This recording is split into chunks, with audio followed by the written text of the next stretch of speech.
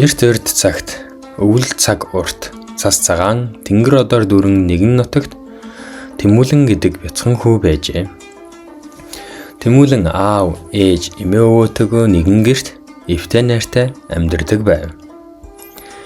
Нэг өдөр эмээ Тэмүүлэн дэрэгдээ суулгаад ингэж хэлжээ. Хүү минь цагаан сар ойртож байна. Цагаан сар бол цэвэрхэн бай, сайхан сэтгэлтэй байя гэж бие биендээ амладаг баяр юм шүү дээ. Тэмүүлэн эмээгийнхээ үгийг сонсоод толгойд өгөв.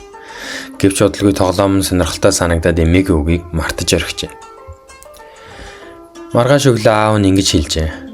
Хөө минь өнөөдөр бид гэрээ янзлана. Хамт хийвэл амархан байдаг юм аа. Тэмүүлэн ихэндээ дуугүй байлаа. Гэхдээ аавынхаа дэргэд очиод жижиг алчуураар ширээ арчив.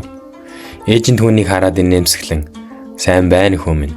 Жаахан тусч их хэрэгтэй байдаг юм шүү гэжээ. Тэмүүлэнгийн сэтгэл дулаахан болов. Өдрүүд аажмаар өнгөрч цагаан сар улам ойртлоо. Тэмүүлэн эмээтэйгээ хамт бууз чимхэв.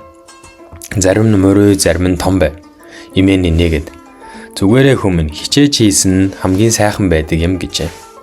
Тэмүүлэн улам их хичээв. Оройн өвөө Тэмүүлэн өвөр дээрээ суулгаад намуухан хоолоор ингэж хэлвэ. Хүмүн өдөр бүр жааханаар сайжирч чаддаг. Ахмад хүний үгийг сонсож явбал чи илүү ухаантай хүн болдог юм а гэж хэлв. Тэмүүлэн өвөөгийнхөө үгийг чимээгүй анхааралтай сонсов. Тэр шөнө Тэмүүлэн зүүдэлжээ. Тэнгэрээс бяцхан од бууж ирээд ингэж хэлжээ. Чи өдөр бүр аав ээждээ тусалж эмээ өвөөгийнхөө үгийг сонсвол зүрх чинь гэрэлтэн.